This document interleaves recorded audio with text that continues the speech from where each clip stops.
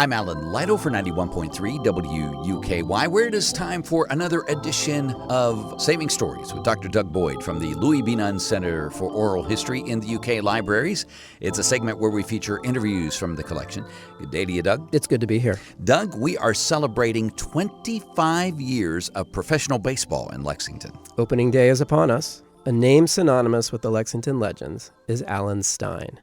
Alan Stein is a Lexington native. He's a well-known business executive, a longtime entrepreneur, and a civic leader involved in numerous initiatives around Lexington. Although others were involved, he really was the driver for bringing the Legends and professional baseball to Lexington.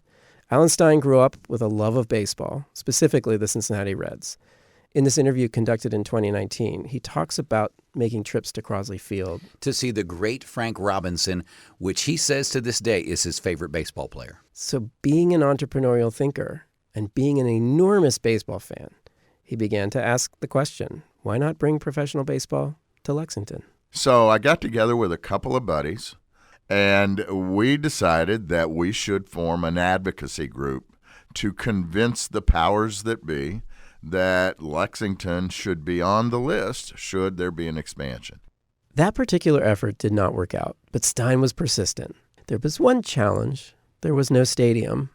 In 1996, Major League Baseball announced another expansion, which included the minor leagues, and Lexington was on the list of prospective finalists. Stein assembled a team of advocates, including Don Ball, Dudley Webb, and Lexington Herald-Leader reporter at that time, Eric Gregory, and they're going to go before the committee in Boston to make their pitch. Here's what happened. Mayor Miller, who in her re-election campaign at the Red Mile announcement had three basic tenets of her re-election platform, and one of them was to build a minor league baseball stadium.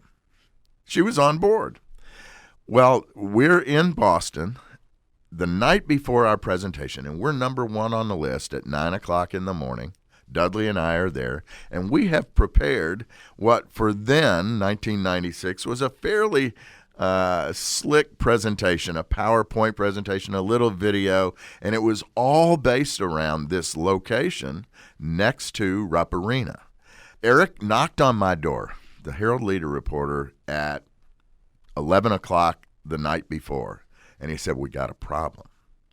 He said, "Mayor Miller, on the front page of the Herald-Leader tomorrow morning, is going to be quoted above the fold, front page, 'Mayor says no to Rupp Arena site.'" And our whole presentation was based about the sports element in Lexington and the fervor of UK fans and being adjacent to Rupp Arena and downtown development, and it was all there.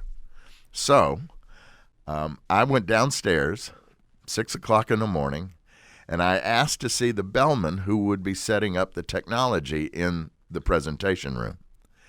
And I found the guy, and I gave him a $20 bill, and I said, "You're supposed to have this set up at 9 o'clock. I need you to be 15 minutes late." And so our presentation was 15 minutes of me tap dancing around the love of baseball and the fervor of sports in Lexington, and we never mentioned the site.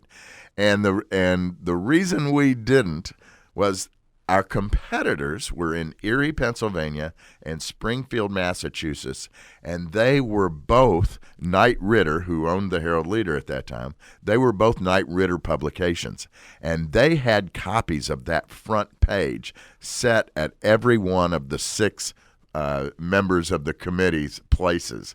And so we never mentioned it. And when, of course, I was asked about it, we said that would be a great site, but we've got plenty of other sites that we'd be interested in, and we're confident that our council will support us and that the mayor will support us. And that was as good a tap dancing as I had ever done. Starting tonight and all summer long, Lexington will be celebrating 25 years of professional baseball, and I'm looking forward to a good season. And all I can say to that is play ball. Doug Boyd from the Louis B. Nunn Center for Oral History has been our guest again on Saving Stories. Have a good one. Thanks for having me.